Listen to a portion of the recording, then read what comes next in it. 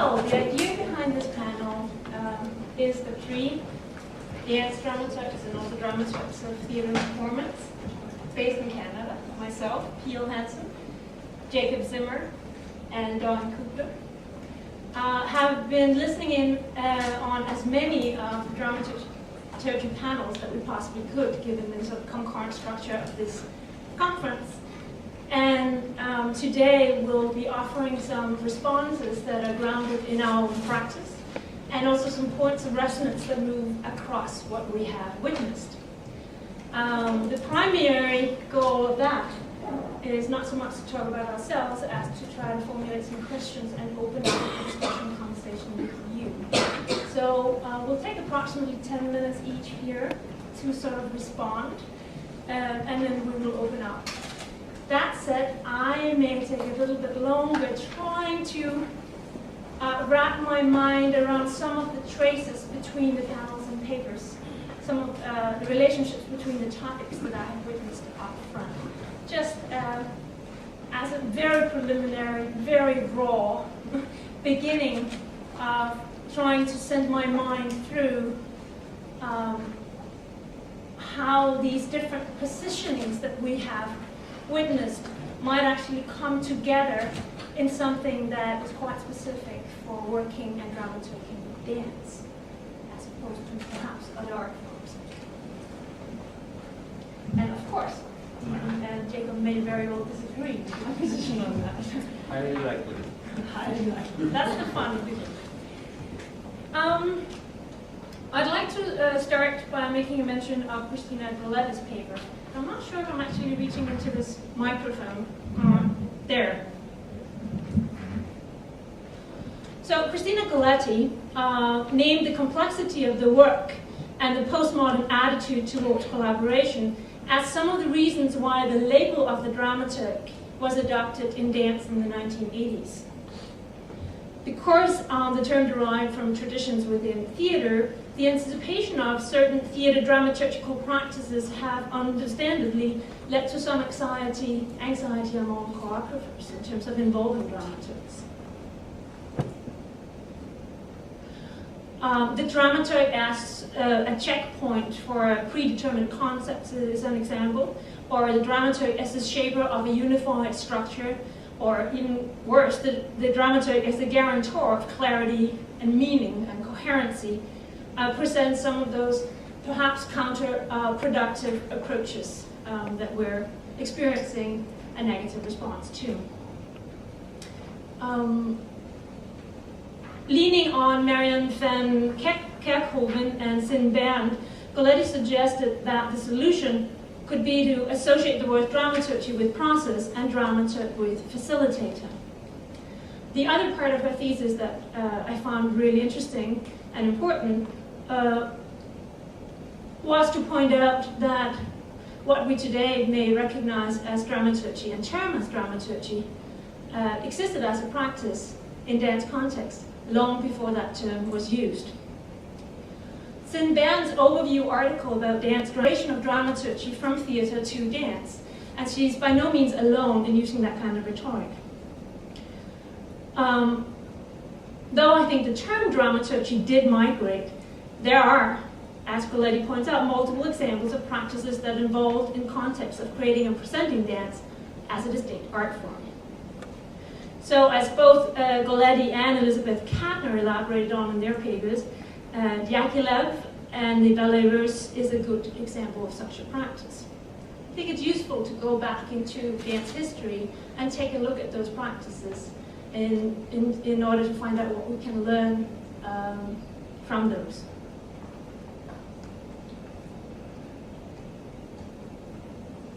Looking at the spectrum of topics and papers, what really struck me was how different presenters took different positions.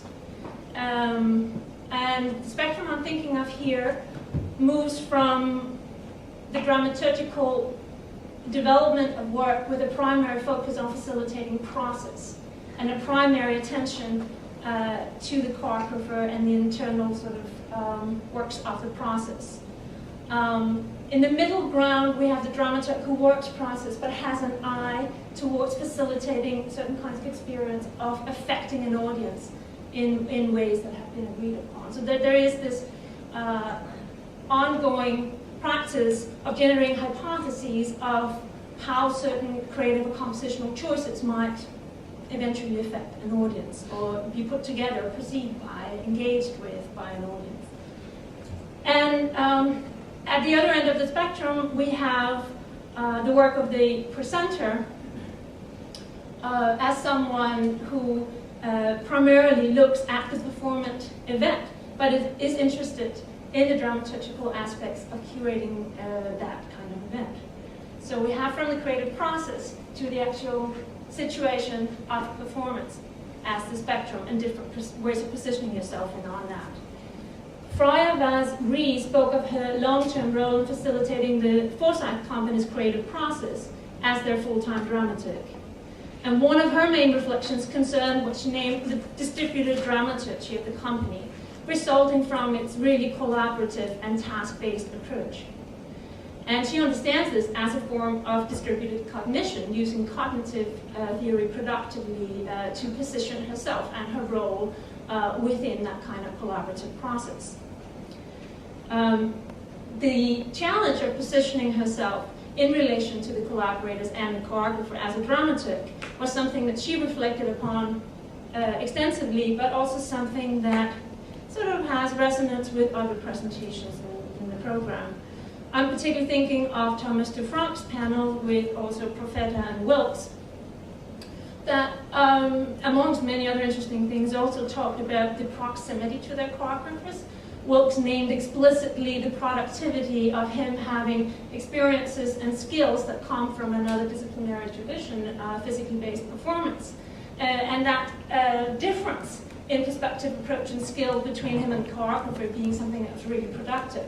While Profeta also spoke about the challenge sometimes in terms of her being a white female working with African American male choreographer that is looking to tap into his cultural history.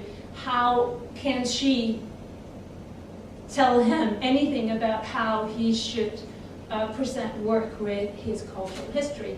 I know that there's distance between those fields of those issues, but the question about how you position yourself, where the boundaries are, what's productive difference and what's not, when is it interesting to move close and become more similar in perspective, are still shared. That brings me to Bojana Bauer's presentation and the concept of aesthetic judgment.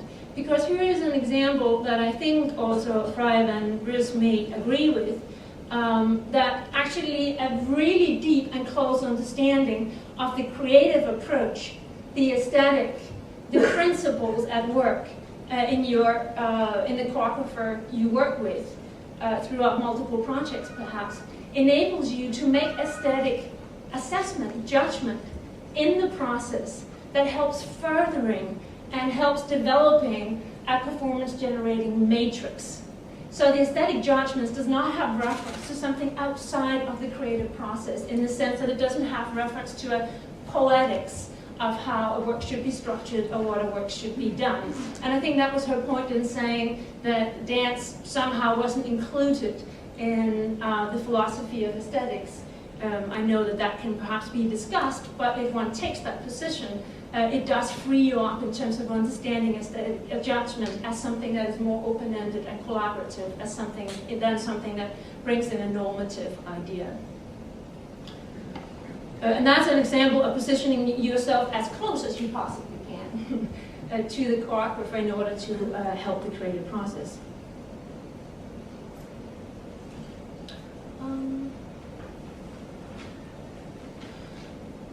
Matthew Gove's, I'm not sure if I get that name right, paper was a good example of a dramaturg's very concrete involvement in developing and documenting such a performance-generating system, of trying to understand from the inside the principles that govern the choreographer's approach, and then help in multiple ways to develop that into something that can generate production. I also loved what he said in the sense of you can help develop such a system, but whatever the performers put into that in terms of movement responses, you know, if there are interesting movement responses, then you also have interesting movement coming out in the other end. Like this performance generating matrix is not the performance in and of itself alone, that there is also an eye to a number of other components. So it by no means diminishes the role of the other collaborators.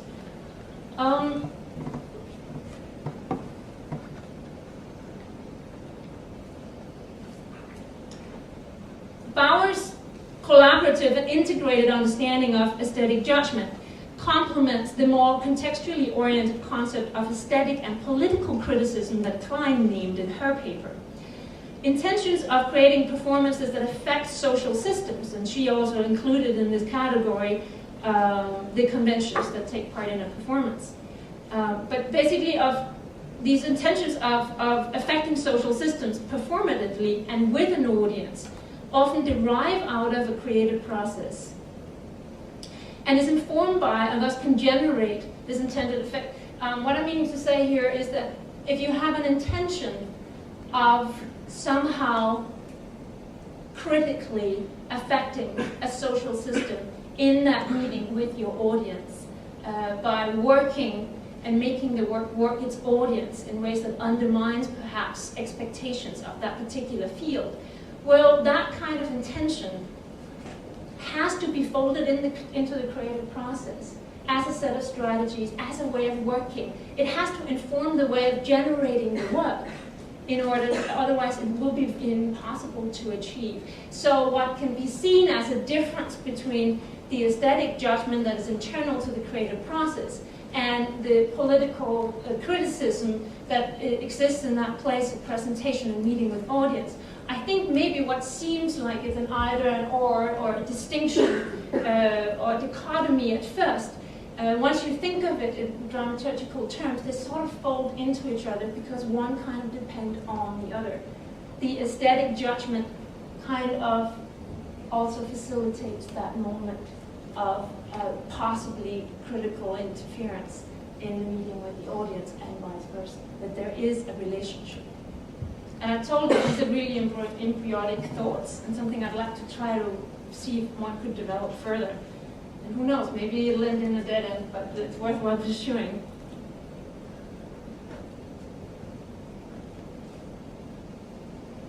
So the intention that the work is directed towards, a social context in political terms, must first be internalized as a form of aesthetic judgment that shapes the creative process. The last end of the spectrum that I named was reaching towards the spectator, considering product as meeting and as some kind of perceptual process. And here I'd like to mention Jody McNeely and Laura Wren's work. They used performance reception or performance perceptual analytical tools and also generate such tools that potentially can be folded back into a creative process as dramaturgical strategies that are directed towards audience experience. So these are scholars that are using what we perhaps in other contexts would recognize as performance or dance analytical tools, but are beginning to sharpen their perspective and their lens towards the dramaturgical aspect in terms of how can this work affect a spectator and how can that then be used perhaps strategically and dramaturgically. Such tools could also be used by a presenter, of course, and here I'd like to name Bonnie Brooks. In her view, the presenter's primary challenge is to create socio-dramaturgical webs through which the presence of artists and their ideas can affect, inform, and provoke the societies and communities in which the presentation occur. She asked her audience, how can the artist and the presenter come together in this task, practice a shared dramaturgy in developing strategies?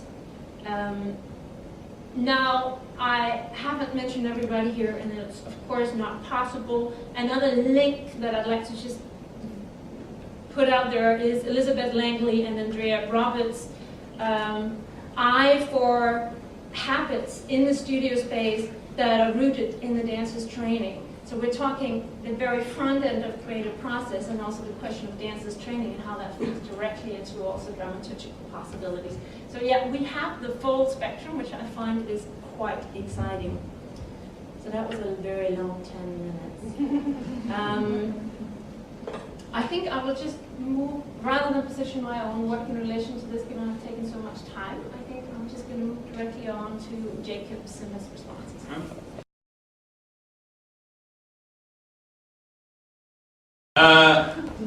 My name is Jacob Zimmer. I'm a theater maker and dance dramaturg. I run a mostly theater company called Small Wooden Shoe here in Toronto, and work with Amy Henderson.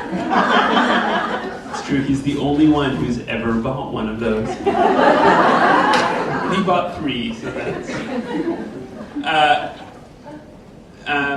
and I worked with choreographer Amy Henderson and her company Public Recordings, and for the past 3 years I've been the resident dramaturg and animateur at Dancemakers in the Center for Creation, a 35-plus-year-old contemporary dance company here in Toronto, and one of the sort of two standing contemporary dance companies where we have an ensemble and have some relation to our repertoire. And so that's my body of work. Where I tend to work that looks specific. So I've been largely working on, for lack of better terms, conceptual dance. Has been my background coming from theater, as opposed to Elizabeth. I think for me, if I haven't met with choreographers before rehearsals begin, what I'm best at is now off the table. So one of the things that I'm very engaged in is trying to figure out and help articulation of the problem of what to work on in related to the choreographer's questions and how to work. I think for me, part of dramaturgy that is about process, for me, is an understanding that how we work affects the outcome of the work as much as any sort of lofty goals we might have. And so I found myself more and more, and perhaps tying into practice as a theater director and builder of process, doing that. And so what I do in the room, one of the things that I think has really come up and is clear and feels that spectrum shows it, is that this is a practice that is, to me, quite personal, and it's about what I bring to the room and the relationship with the choreographer very, very specifically. So I think one of the things that struck me in the opening panel in talking about Adolphe Appia was that it was friendship. Like, friendship was actually the first key there, and a relationship between two people that could be complicated and could be critical and always supportive and loving and messy and distant and reconvening, and this was largely friendship. And then I think, also hearing this in the case studies or the round table, about what it is that you work with someone because you sat across the room in a terrible meeting and were the two people in the room who knew it was a terrible meeting. And then you work with that person for the next 10 years, right? Like that is also basically my experience with Amy. I mean, we worked as technicians on a show together that was going badly. And 7 years later, we collaborate back and forth on almost every project we do. So that space of a sort of messy, negotiated, loving friendship is how my practice emerges. I feel very awkward working with. One of the problems of being a resident dramaturg is the question of when somebody comes in for a commission, do they have to work with me? And it is a problem I see in theater, where there are people who are assigned dramaturges, often probably incorrectly, or not often, maybe occasionally, from time to time. These matches are not helpful, and to ease suffering. I think this definition of remembering that there is suffering in dramaturgy, in drama there is suffering, and so in dramaturgy there is perhaps the shaping of suffering. There's helpful and unhelpful shaping of suffering, and so the friendship is important in that because it means that we can fight, but we will still come back together. And so I worry about choreographers coming in to Dancemakers and being assigned, here's this guy and he's gonna work on your show. And so it's always been very clear with choreographers coming in that they don't need to work with me. I probably will pop in from rehearsal from time to time, and because part of my duties with Dancemakers has included the animateur work, which briefly is to me the public relations part of my job, so that I talk about articulating the company's vision, articulating and maintaining the company's vision as it's been expressed to me by the artistic director in the rehearsal hall, and then trying to find a better way to articulate that and engage an audience in that vision publicly. And so I'll go between those, but it shouldn't be a requirement to work with me, to work with the company. And if someone has their own dramaturge, that should be an incredibly valid thing, because I think this is primarily a personal relationship. And that one of the things that has come up, and I guess is a question for me ongoing, is how do we address and admit the emotional parts of the job, the parts of the job that are a little bit about service, and as some people have pointed out, to the work as the central piece, but also still service to a project lead, as collaborative as my processes tend to be with the people I work with. It's Amy's work, it's Michael's work, it's Martin Belanger, it's their work, and I am service for that. And that has emotional and intellectual ramifications on me. There's a limit to the number of shows I can do in a year. It's one of them that I've discovered. Unfortunately, the difficult way. And so I wonder about how, even inside this discourse, we can begin to address that, and begin to address the way in which this is really a mangle of practice. I kept coming back to this thought, which is, and now I'm blanking, British philosopher of science, Andrew Pickering, there we go. If you start the sentence, get to the end. Andrew Pickering wrote a book called The Mangle of Practice, and another book called Representing and Intervening. They're both about research in science and how experiment in science and theory in science are, to him, a mangled relationship, and that needs to be acknowledged, and not only sort of acknowledged begrudgingly, like, oh, I guess experimentation affects theory, okay. But in fact, that can be celebrated. So for dramaturgy, that we can't reach a clear definition. That any sort of statement of, well, dramaturgy is, made me all weekend sort of go like, oh, we need to assume a for me in there, or in my practice. Because it is a mangle, it is something I am constantly running back and forth between all of these positions. So I think when I look at and hear about this question of intuition versus critique, I'm like, oh no, I'm the person whose job it is, at some levels, to just keep running between those two things.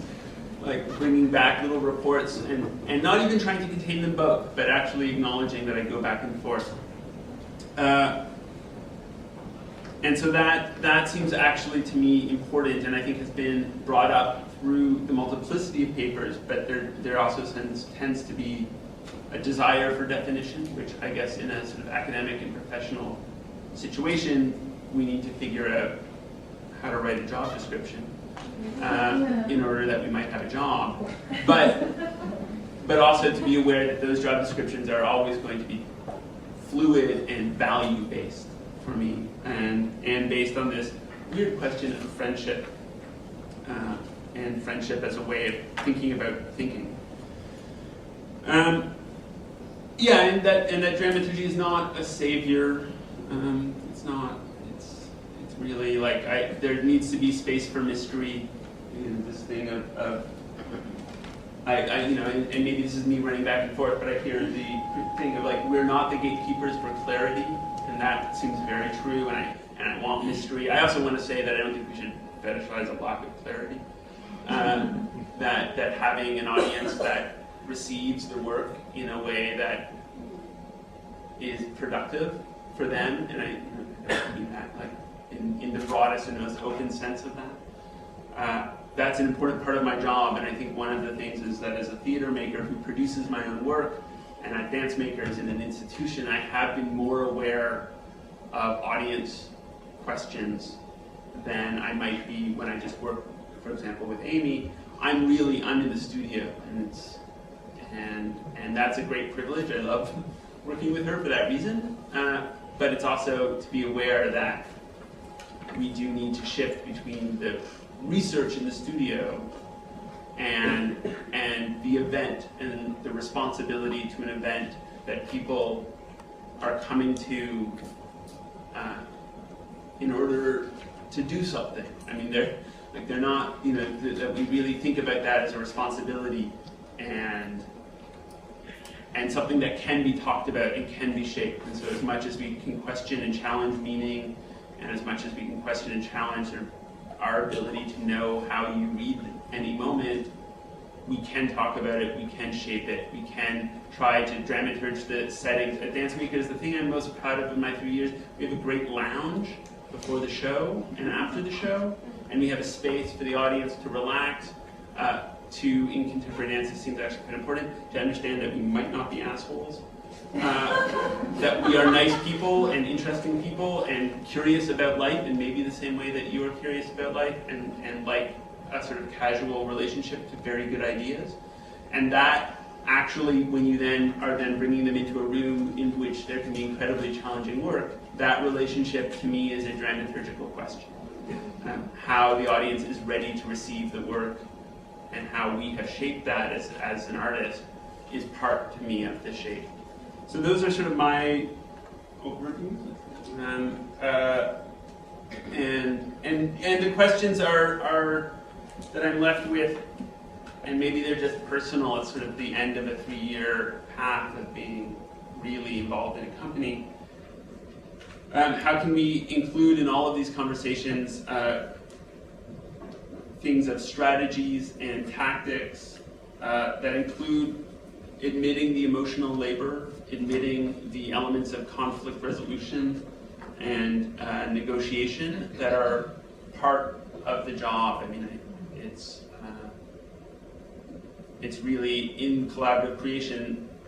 There's a part of this that is psychotherapeutic, and you're dealing with people's egos. None of us got into this work for a lack of ego, and so you're in a creation room, and that's something that often seems to fall to me to negotiate, and that may be my personality type. But it's something that I'm aware of and doesn't seem to have a huge amount of space in the discourse because it steps outside of both the frame of reference of sort of super criticality or audience reception. But it's something in there that when we think about training people to do this work, needs to be thought. Okay, I feel like I'm an outlier because I work primarily, although I work dramaturgically with choreographers, I'm primarily a theater artist, and this is my first SDHS, but I come late to everything in life. So here's a brief bio. I did my BA, MA, and the coursework for a PhD in English literature, and for those scholars, the topics I was pursuing, the MA, verbal humor as a fictional device in the novels of Herman Melville, and then the syntax and tone in the nonfiction of Jonathan Swift, just so you get some kind of that's my background. After some back to the land waywardness, a whole range of working experiences, plus a deepening engagement with community theater, I began my first formal theater training at 36 with an MFA in directing at York. Yeah, oddly enough. Immediately I began a diverse freelance theater career, which included production manager at a mid-sized theater company. Simultaneously, that's Toronto Free, for those in town, the former Toronto Free. And a script reader at a small theater company, a Necessary Angel. I was doing those simultaneously. The script reading evolved into developmental dramaturgy, then production dramaturgy, and my 8-year relationship with artistic director Richard Rose has been my most sustained and satisfying artistic collaboration, to touch on friendship. I became then artistic director of a similar sized theater in Edmonton, Northern Light, and then 5 years later, at 52, joined the faculty of the School for Contemporary Arts at Simon Fraser University in Vancouver. My research continues to be freelance practice as theater director and dramaturg in theater and dance. So you're probably saying, where's the dance? In 1987, I was invited by Denise Fujiwara to work with her on a piece called Scratch, in which she had included text. She wanted me primarily to work with her on text, but as we worked, my relationship to her became more dramaturgical, although I wouldn't have used the word at the time. It was only 2 years later I began using the word. She invited me to, in the following year, to serve as artist in residence with TIE, Toronto Independent Dance Enterprises, where I worked both with the collective work of the company and the choreography of individual members, one of whom was Darcey Callison. And the work included separate workshops with both Anne Bogart and Tina Landau, if those names mean anything.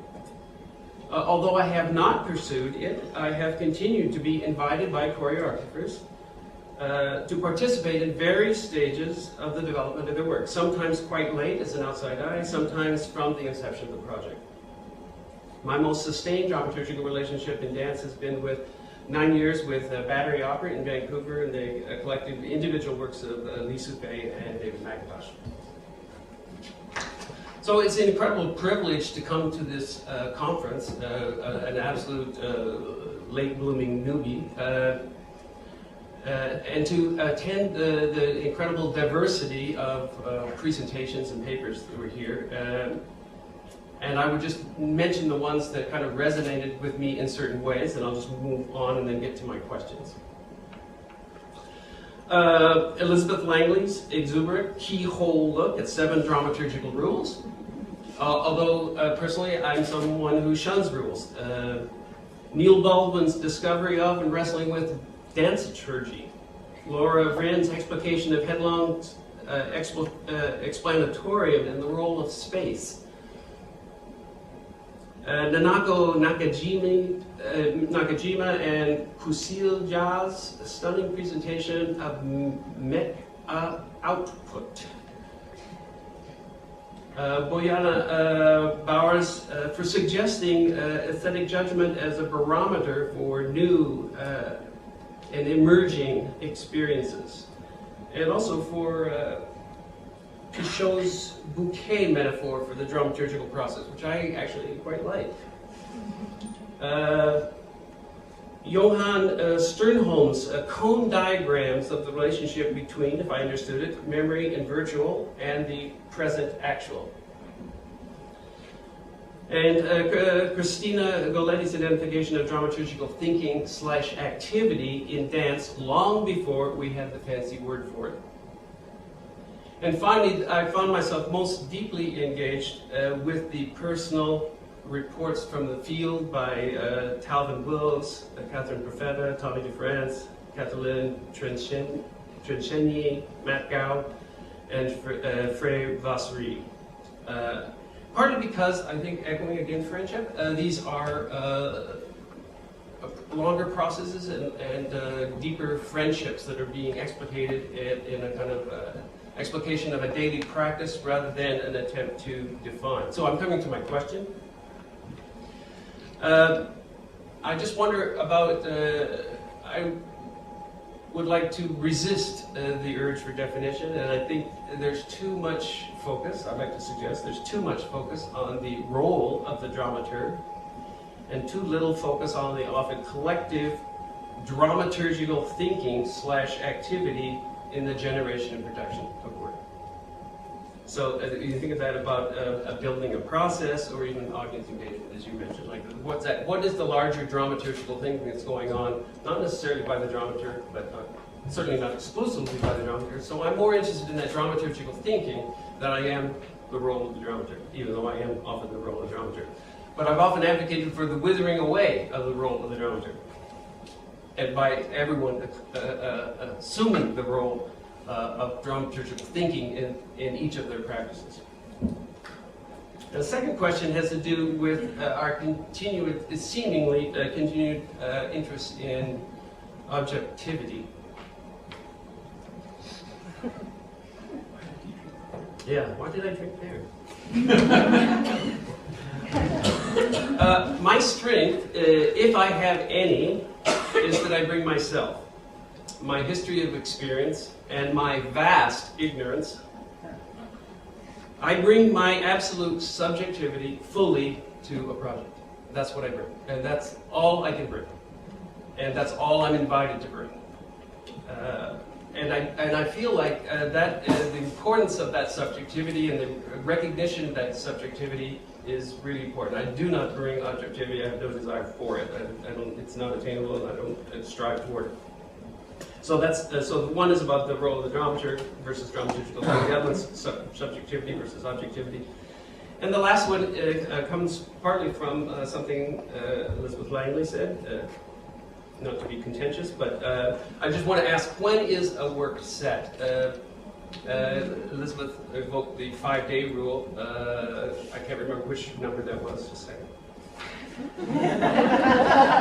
I think that was... One of the no. 7, rule 7.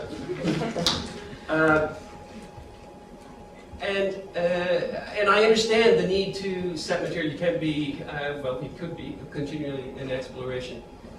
But a lot of the work I've been doing recently, in fact, I just did a 3-day pure performance workshop on theater.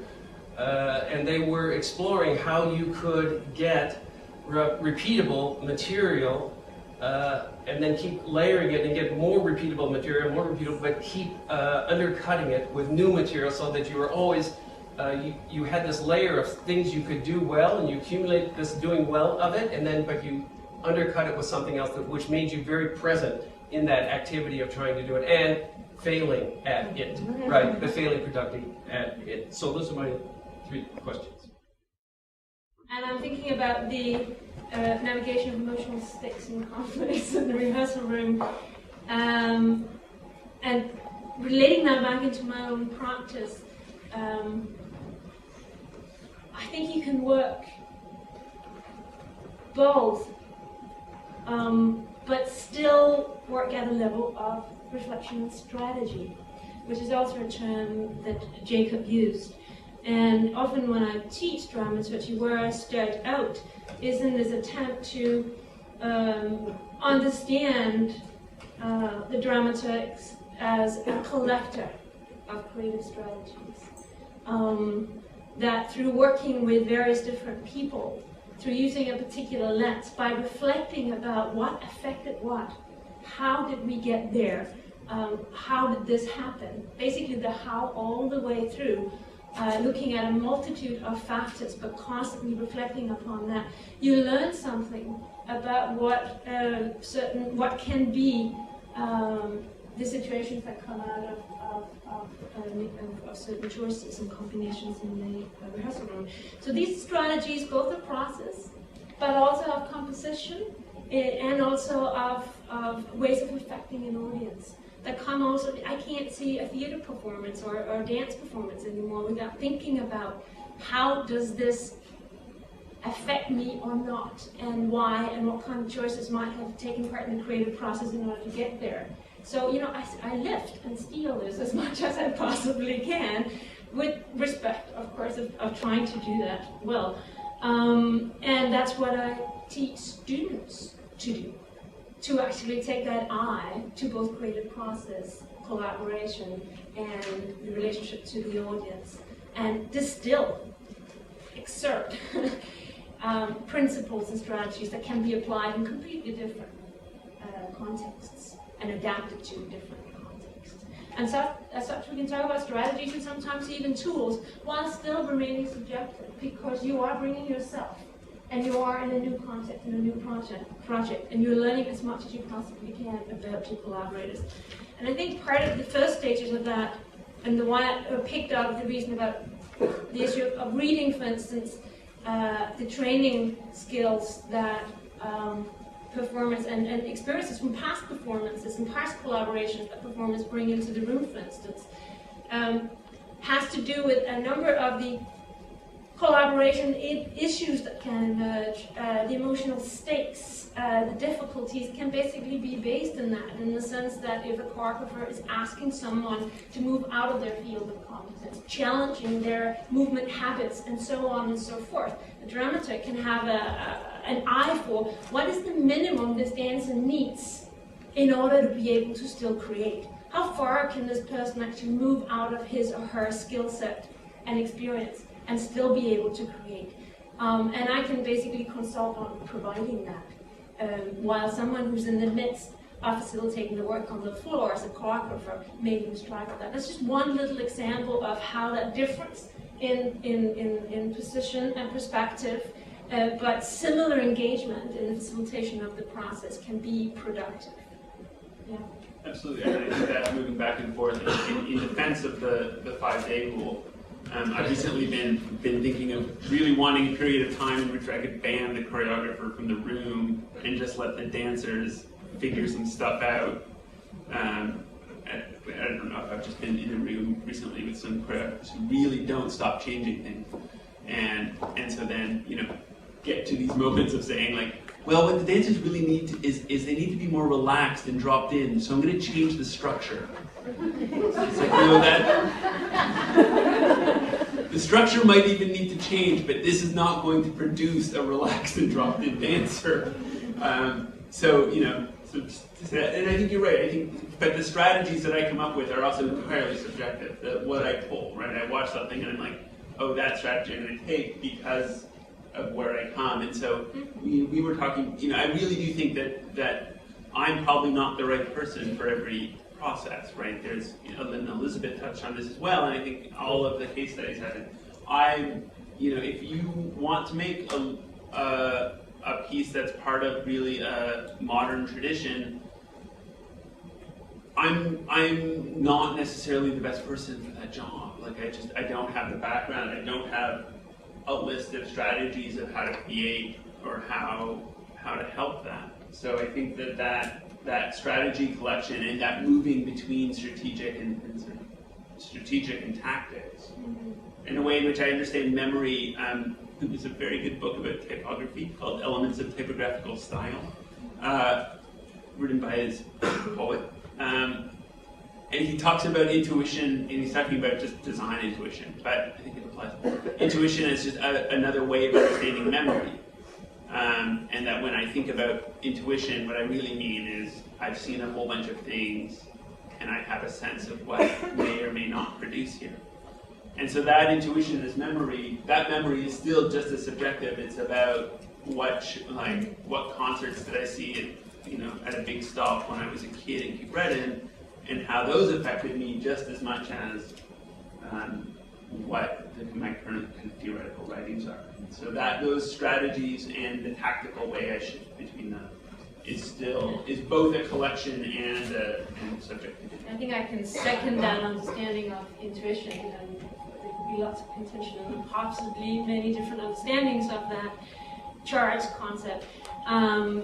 But given that I've been working in cognitive science and with other dramaturgs as well, have applied some of those ideas to dramaturgical practice, my understanding of intuition is also actualized memory in presence, that basically most of our perception in the present and most of what we can imagine and project into the future as well is in an implicit way repeating memory. And the instances where we actually are building new perception are quite rare in that relation. So intuition is the ability to use implicit knowledge, which really is about your experience and memory, and that is subjectivity as well. but the ability also to then afterwards step out and try to reflect upon what you did and what happened, and instill that perhaps as a strategy or as a tool, also something you might be able to teach or share with others, talk to a choreographer about, is also part of, I think, what the dramaturg does. So that level of self-reflection that certainly some of the papers has invited dancers to participate in, choreographers to participate in, is certainly also part of what a dramaturg needs to do, I think, in terms of how it practice. But I would call that subjectivity. Yes. And as you see, self-reflection. Yeah. Yes, yes. And when it's, I mean, it's why I think collaborating is good, is because you bring multiple sets of intuitions. I think one of the things I read, in the conversation about Appia, to say like, oh, this elevates him from a designer into a dramaturg, like that's not a promotion, right? Like, designers are great, right? Designers have been like shaping the way we understand live performance for a really long time, and they don't need that piece of promotion. I think within a context they need to be, that work needs to be respected, but that bringing together of different people's intuitions into a conversation about how do we help an idea or how do we help a performance come into being, that's the collaboration, and that's where maybe my facilitation skills are actually the most useful thing, where in the Dancemakers room I can facilitate these conversations that really do at that company certainly include the dancers, certainly include the designers. Bonnie Kim, who's the associate director, in a position that has emerged from a rehearsal director and trying to acknowledge that her work is more than what is commonly thought of in that term. I think that term is probably more than it's commonly thought of in that term. But that the dramaturgical thinking gets dispersed and that I might be able to facilitate that dispersion and that sort of acknowledgement of each other's intuitions and the productive debate between those intuitions. Should we open this up? Please. Yeah. I don't know if questions are still in everybody's minds. Should we reiterate some of those questions? Sure. So I had definitions, questions similarly about definitions, but how can we include conversation strategies, tactics, and I guess frameworks for the emotional labor and sort of negotiation parts of dramaturgy inside the process? Mm-hmm. And then I think what's the relationship and reception between studio rehearsal and reception, keeping that on. Mm-hmm. And my question was, as you mentioned here in your last question, are those spectrum, are the different positions on that spectrum really interdependent and part of the same movement or not? I guess, is there a way we can fold those different positions into each other and be enriched by that? Mine had to do with a focus on the role of the dramaturg versus dramaturgical thinking, subjectivity, claiming it, and when is a work set and is it good for a work to be set? Yes. The answers. And please note that you can respond with questions, with answers, with comments, with your own experiences, reflections, things that you've seen in the panel. It's an open floor now. Yes. Thank you.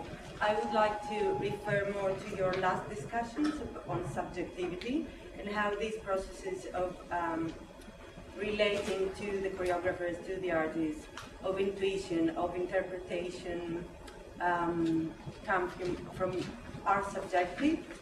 And I was wondering if you could say a bit more in terms of what objectivity is for you. Because to me, this process of when I relate to someone else, the place in between my subjectivity and their subjectivity is quite objective, where we meet in between. Because it's never, if my perspective is subjective and the other person's is another subjective perspective, we never fully understand each other, so we have to meet somewhere in between, where things are also lost. So to me, this is the objective place, and I was wondering, because you describe this as a very subjective, like fully subjective, and I would like to refer more to Dawn, because you said it's fully subjective for you, the event, Yes. communication. So if you could just say a bit more about what objectivity is for you? Well, objectivity, if I have to kind of click over to theater, I mean, the text would be the objective thing. We can look at that, although I work in development, the text is always fluid, right? It's always moving through their various drafts. But I can look at that. An exercise I do with my dramaturgy students, I give them ask them for a play report on an early draft of text, and then they kind of read their responses, and they're incredibly varied. They don't even describe the story the same, right? And I remind them that they are actually talking about the same document, right? They're all talking about this document. So the only thing they're describing, they're never describing the document, they're only describing their self looking at the document. That's the only thing they can describe, is their self. They're describing their self, describing this document. They can't describe this document. I'd like to The add, document exists. yes, lenses is what makes our coming together in that meeting ground productive. Absolutely. And if the difference was eliminated, then I don't know that we would have a greater dialogue. I don't know that this would generate performance. Yes. I think someone up here first. I don't know if it's hard to see who we are, because it's dark in the audience. Yeah. Hi, I'm Hannah. This question is directed to Jacob Zimmer. I love hearing you talk about friendship and the emotional aspects of the work. It's clarifying after a few days in the conference to hear that fleshed out. I'm just thinking about the possibility of the feminizing threat of affective labor and its vision in this realm of performance research. And if you see that in relation to gender and class and race, but also how far a confession about emotional labor or affective labor, the sort of intimate economy of this dramaturgical relationship, how far that is actually from running teams in other contexts. You really sound like quite the visionary leader. I would aspire to be something like that. But it appeals to this kind of soft Jewish male in me as well. And I'm just wondering what you see as really specific to performance and the liveness of spectacle. I mean, what you're as far as affective work is concerned, and what's really at stake in what you're asking us to think about. Because my sense is that you're addressing a crisis of the masculinization of our social psyche that extends well beyond performance.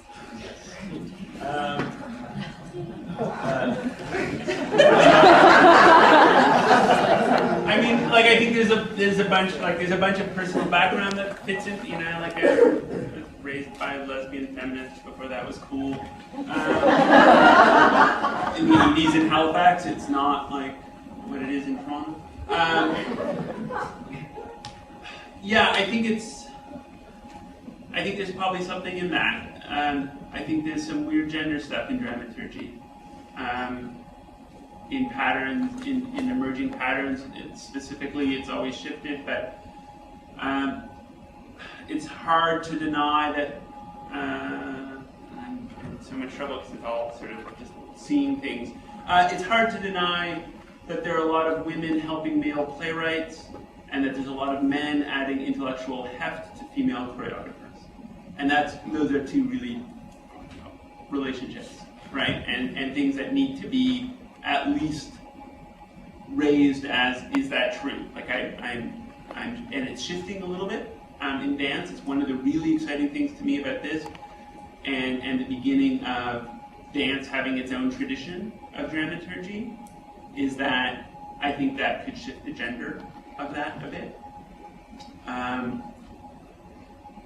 And there's some potential in that.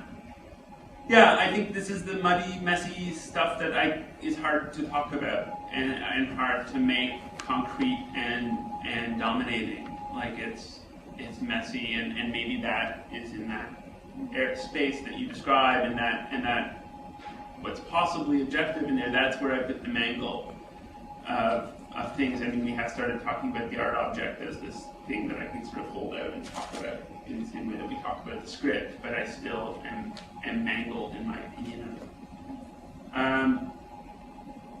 But as a way of working that has that messiness to it, and I don't know, like my background isn't strong enough to sort of talk about that in some of the terms of affect or understandings of masculinity and femininity, but I think there's probably something to look into there. I'll try to not make a habit of doing a second response on everything. I don't think I can say anything in general in terms of other people's practice, because like you haven't really thought it through or looked at the empirical facts of it. But in terms of my own practice, I've worked with both female and male choreographers and female and male directors. And rather than, in my experience, being a gender issue, although there certainly are gender issues, my experience, the major difference there in terms of emotional work is cultural, because I am Scandinavian, I'm Danish, and come from a cultural, social habitus of not showing emotion, where it's considered basically childish or immature to show emotion, and there is lots in place, lots of tools we tend to use to suppress those emotions. And you can hear some of them now. I have been a long-term choreographer of Sarah Gebran, who's Venezuelan Lebanese, working in Sweden and Denmark, where that was the primary point of contention. You cold Scandinavians, the amount of times I've heard that as like a way of breaking through that wall and trying to get me to deal with more of the emotional impact in the process. So it can come from both ways, I think, and there can be more than gender at play. There can also be cultural relations to I think it's also like the Nova Scotian, like I want everyone to like have a good time. Like, there's something East Coast about it too. Well, I'm thinking about objectives, right? I don't know if it's feminized, but I know that in the work it's incredibly important to make yourself emotionally available, and often the way to access what's going on is to bring yourself and your own vulnerabilities to the fore and put them on the table, and that often opens up the room, right? And that creates a space for other people to bring their vulnerability, and then something starts to cook. I have no idea who's next.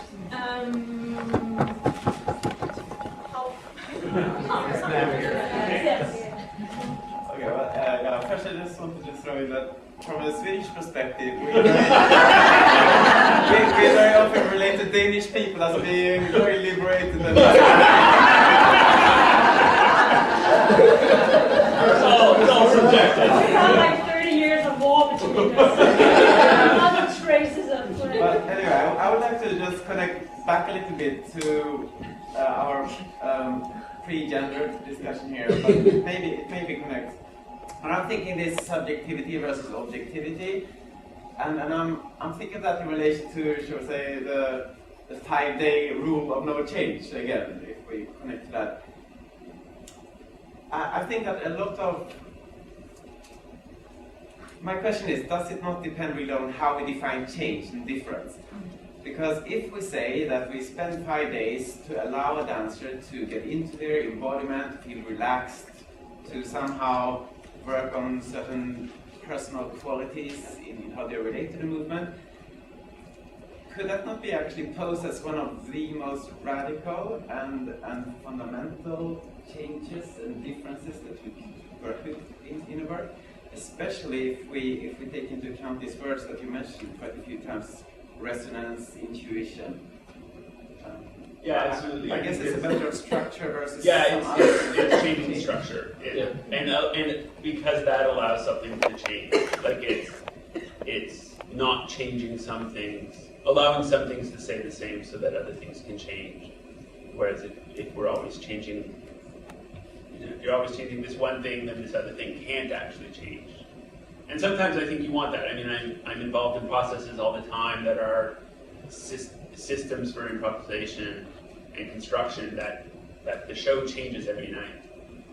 But there's But something. the system doesn't, right? But the system doesn't. So the stuff that sounds like you were working on with your research, the system stays the same, but things change. So yeah, I think my 3 days with the choreographer is to allow something to change, but just not structural. Yes? In the green. Maybe this is a clarification and a clarification on my part between what I understand of dramaturgy as theatrical dramaturgy is also socializing and culturalizing. So it relates a little bit back to this other question about gender, so that you bring something that the director can lean on, a social perspective, a cultural perspective. But my understanding as a trained dancer in that practice is that you need someone as a dance dramaturg who, and from Elizabeth Langley's speech, who sits there and is the spectator, as a very specific, always present spectator of dance. So you have to have the kinesthetic eye, you have to have something else. So where do those meet? And do they meet? Do you ever facilitate a cultural perspective, or are you that movement isn't telling me anything, and then it's really up to this very subjective function of you as spectator? So I don't have that clear, and so that's really a question for your experience, I guess. I do both, but it really depends on the needs of the choreographer and the interests of the choreographer. The issue may be purely aesthetic. It still has a connection into aesthetic conventions, practices, the expectations the spectator may bring, other structures that on a more abstract level parallel or similar to the aesthetic structure we're working with, and so on. So I guess even when you work with something quite minimalist, there are such connections to work with. But if you're working with a choreographer who's not interested in them, then that's not where you go. That's my experience. I had only a thought there. In terms of the spectator, having the spectators, I'm a spectator at it as Elizabeth Langley notes. I don't have her skill of going to that place where the knowledge I have about the process and the particular choreographer can sort of sink into a neutral place. So I probably wouldn't be able to do exactly what Elizabeth Langley does unless I'm invited in to the middle or the end of a process just to watch once or twice. So what I tend to do is to invite other people and also be the facilitator in the sense that I help find out what is that we want to discover from these people and ask them questions and so on otherwise. So I basically facilitate that meeting and the conversation that takes place afterward. But yeah, at several stages throughout the process, if it's open enough, if it's not too vulnerable, I invite people who have not seen it before, preferably even people who haven't seen any work from this part from before, to comment, so that I get their eyes. Yeah, I think it's all variable. I don't have a methodology, so I move into different processes in theater and different processes in dance. And sometimes I'm there all the time inside the room, and other times I'm just coming in and out. I like having I like having someone else in the room. I like creating someone. The rehearsals are open. I like having other people in there and people who haven't seen the work. And not because I want to interview them or anything like that. Just because I feel like that having that body in the room with their eyes on you changes the way people work in the room. And knowing that, so I don't know if I'm answering your question. I think not, but I'd like to add there as well that although being far enough on the inside of the project that I can't have that kind of outside eye, I do form hypotheses about what a spectator might experience, what this might facilitate in someone who's watching, or if it's more interactive work participating in a performance event where this is offered. And I have various tools that I use for doing that, but my hypothesis is never going to come real in full.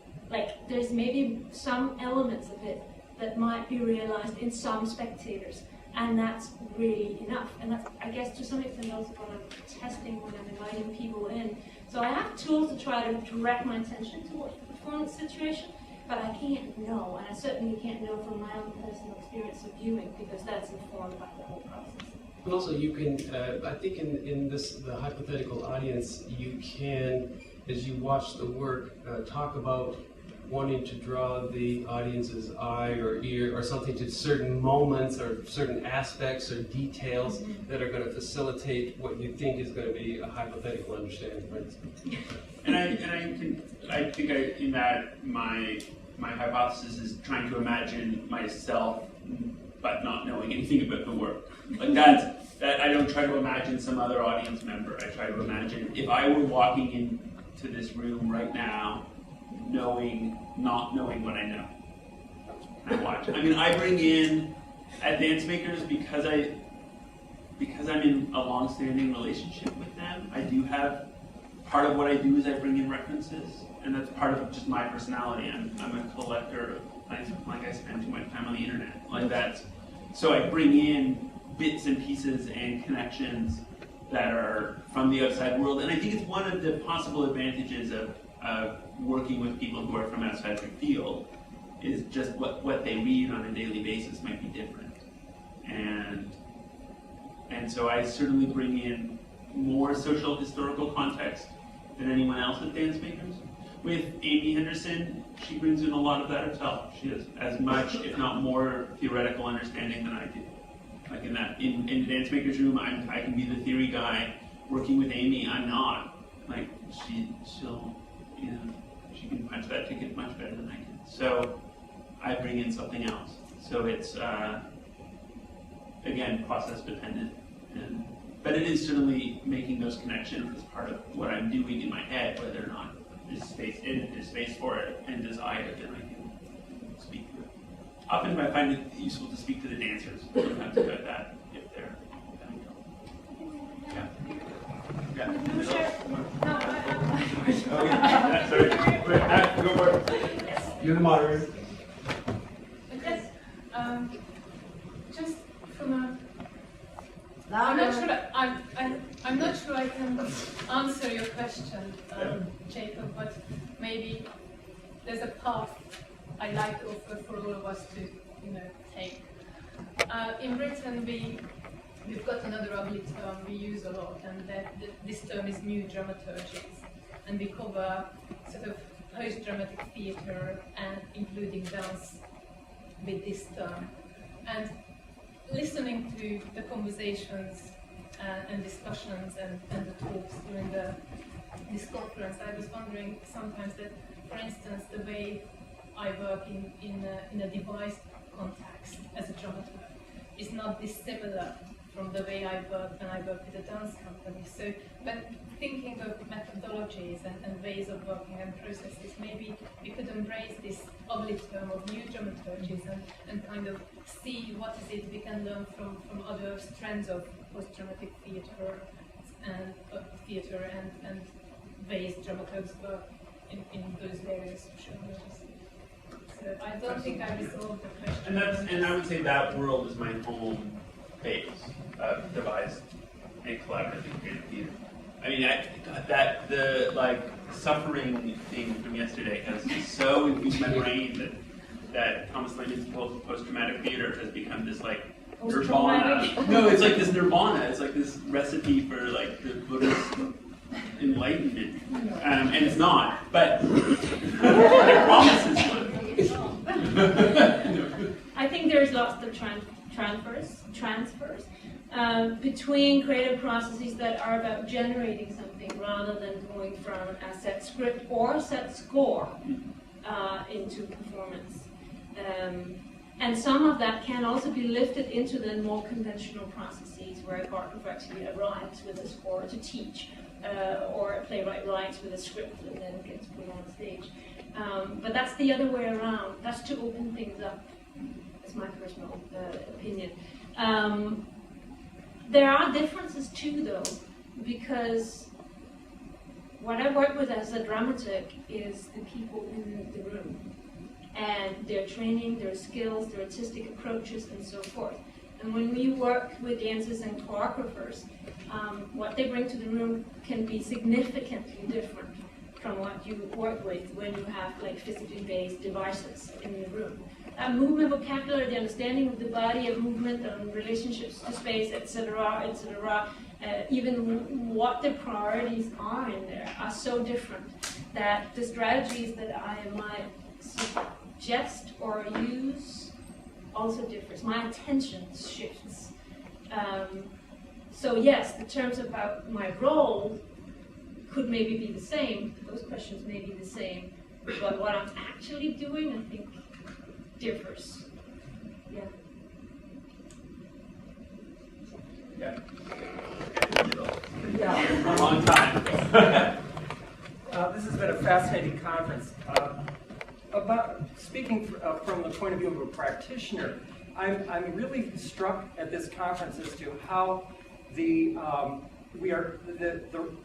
idea or the way of producing dance has changed so radically in terms of our assumptions. And I ask certain questions like, why did a dance dramaturg emerge? Why did that happen? And I think of many of you speaking in terms of cognitive and behavioral science, as if the process and product is part of a complex system of producing something out of a labor with people taking different roles. This idea of intuition as memory, the embodiment of that memory, and then in order to produce something that may have the illusion of it happening for the very first time. So we're still playing with illusion, but I guess my question is, many people were talking about times in which art was born out of defiance or transgression. And I'm wondering, what does this conference say in terms of the change in the production of dance and the world in which we live? I think we had multiple presenters who actually addressed that. I don't know if any of them in the room would like to respond. Could I add something just to one of the early things that you said? It relates to the discipline of the mind again. You know, I'm a very creative person, and I seem to be always talking about the discipline of the mind. But I think without the discipline of the mind, we are just like a dog's breakfast. There are very few choreographers who, and I think this is where the dramaturgy becomes terribly, terribly important. There are very few choreographers who, towards the end of their process, can read out of the deep intimacy that they have with the work, what the audience is really going to experience in that first contact. I think some choreographers can do it, but some cannot. It's very difficult to take that intimacy and then understand the distance. And I think that's where the dramaturge becomes very valuable to them, because they can be the key to literally show them what is coming off the work to the new eye. Thank you.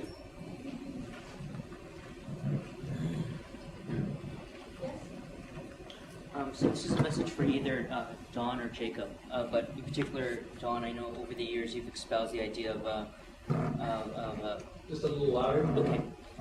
Espousing the idea of dramaturgical thinking, how that can be implicated in the other roles in the theater. And if that happened, what kinds of systems, what kinds of training, and what kind of methodology would it look like in either theater or dance to not have a dramaturge, knowing that that dramaturge plays the role of an outside eye, but that critical sessions still happen in the dramaturgical thinking? What would that look like? What would a scenario look like? I think the role can still exist, but I do like the idea of the collaboration of the ensemble in terms of the dramaturgical thinking, and really I think it's about examining choices. Everybody in the room is making choices, and what are the implications of this choice? Where does it go? How does it fit with this choice? How do these succession of choices, and that's the individual, the designer, the dancer, the choreographer, everybody's making choices. What kind of room are we going to put in? Everybody's making choices, and I would like that kind of collective consideration of the array of choices. So that's what I'm talking about in terms of dramaturgical thinking. Now, sometimes I feel like the existence of the role of the dramaturg seems to relieve everybody else of any kind of thinking. And then it's somehow thought of as the dramaturg's role to somehow facilitate this. But that's why I would like to think that you can step back and everybody's actually engaging in it. And then the dramaturg could be more a facilitator of those discussions of an array of choices. And I think, I agree that I don't necessarily know that it would dissolve the role, but also just that to a room full of people who have often some relationship with training, I think some degree of like the liberal arts training that I begrudgingly took at SFU was important, right? Like that looking back on it, I'm glad I could not be doing what I'm doing if I had gone to a conservatory. I really couldn't. And I realized that within dance there's a particular struggle about amount of time required in the studio and amount of work required physically. But some way of making the choices, somebody, when Neil is talking about working with young dancers, who those choices, like the choice of training, of what training you're doing, has never been talked about. It's never been articulated as a choice, right? And so how do we do that at a very early level in terms of our training? And dance starts at a very, very early level, but then once we're into sort of post-secondary or pre-professional training, how does those choice-making and the explicitness of what choices we're making about training, about what choreographers come in, all of that, how do we make that choice-making clear so that then dramaturgically we can think about those choices and the liberal arts, and how do you inspire curiosity? I mean, I think this is to inspire curiosity in as many people in the room as possible. And so to exhibit it, I mean, that's my role in some parts, is to exhibit curiosity for the world. We actually address in our interviews for theater, we talk about the philosophy of the program. And then we say, have you checked out other local theater programs? Because they are different. I don't want to talk about what their difference is, but they are different, and you should investigate them and make sure that you're entering the particular kind of training that is the training you want. So this is the kind of training you're going to get here. Is that the training you want? I think there's also another way in which this feeds into the education, dramaturgy education, which some of us are involved in. Not just educating dramaturgs, but also to some extent educating dramaturgically aware dancers, choreographers, technicians, performers, directors, etc. That's certainly what I consider my task. And something that I think can strengthen collaborative abilities in general. Yeah. I was delighted I was able to talk one production student in my dramaturgy class, because she's fantastic, and I know from her position as a production manager, stage manager, probably general administrator in some way, that she is going to make a ton of dramaturgical decisions. And it's just good for her to have that kind of thinking and that kind of sense of that range of thinking when she approaches her work. And I think that's just going to make incredibly much better art out there. Yes. So can I slide us towards the other side of the spectrum, the event part? And I wondered, in your work, do you, and if you do, how do you facilitate an awareness of the actual event and the venues, the audiences, the cities, the context, and also the marketplace of it as well? Or do you not do that? I have toured some Sally Goodman's work, both throughout Scandinavia, but also in the Middle East. And while in Scandinavia, there was a political situation that at that point viewed Arabic culture as terrorism. That was a particular context to deal with and to engage in dialogue about. And then touring the same work to the Middle East, we experienced it being censored, we experienced the theatre getting closed down because of it, and that had to do with promiscuity and belly dancing, or really small elements of the performance that were for certain reasons not allowed in those contexts. So yes, as a dramaturg, that was an ongoing conversation, and we also had to continuously change the work in order to make it still affect something similar, but through different aspects of the work, because of the differences in the audiences in the social, cultural, political contexts. So yes. Yeah, I mean, I do a lot, especially at Dancemakers, because we control our venue. I mean, I'm also the guy, when we do work with Amy at Harbourfront, we sit in on meetings with the front of house staff. Like, we really talk to them about, like, no rudeness, no, like, if the chance is, like, relax on a rule or be tight on it, please relax on it. We don't, like, we just, like, it's endemic in other places in Toronto theatre that, like, people are basically threatened with lawsuits as they walk into the theatre. And that's not a productive way to see something that's already going to be hard, right? Like, you're hard and you might get sued if you do it wrong. Like, that's, so that, we really do think about that, and we really do think about the lobby experience and when the doors open, all those parts of reception for the event, and how at Dancemakers we're in the distillery, which maybe some of you went to, right? It's fine. There's nothing there at 9 o'clock, right? There's no beer under $10. Like, so we have to create that space, and I think about that. I'm charged with thinking about it in the rehearsal hall. I don't put a lot of that onto the choreographers. In a mixed program, it begins to be those choices about which goes first. How do we shape that evening? Do we take an intermission? That sort of event work happens. And it's often a question of how do we get the people in for this show. And so by the time the work is done, which is, in contemporary dance also has the problem that, because the 5-day rule isn't in place, the work, I don't entirely know the best way to come into the room until previews. And so we'll change a lot of that during previews in response to how we feel the audience is. I mean, again, with like Kugler, we don't necessarily need to interview them. We can tell pretty quickly.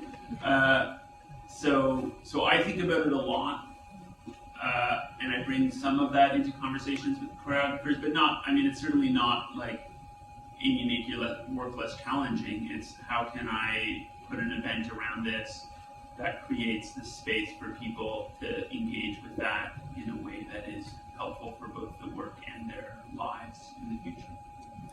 We've gone a little bit over time, so if you have a response to that, then I think that would be the last comment of today. What burden. But I just want to say, in this area, I came from a lot of site-specific theater, so when I became artistic director at a certain point, shortly into my first year, I declared that we were going to do no more work in theaters, because I found the theater itself was an oppressive structure, right? And I wanted to keep going to other places and find ways to do the work in other places where getting there was an adventure, and you were consciously entering into an unknown and expressly doing it rather than entering into something you thought was known and then kind of falling asleep in your regular seat. I'm working with Karen Jameson on a piece now in the Roundhouse, which is a former railroad turning station in Vancouver, and she's doing a piece called Collision, which is about her, which began from a car accident she was in. So she's working with this very this strong movement, but she's also working the collision of cultures in that space. So she's working solo for herself and other 5 professional dancers and 12 community dancers, and occupying that space, and the Salish chief and his family coming in and coming in to talk about the architecture of the space and the sounds of railroad. So it's totally engaged with that space and that event. From the moment of her collision it moves metaphorically to a totally different kind of collision, and it occupies that space and it illuminates that space. I think it's time to extend a big thank you to all of the participants from this conference. It has been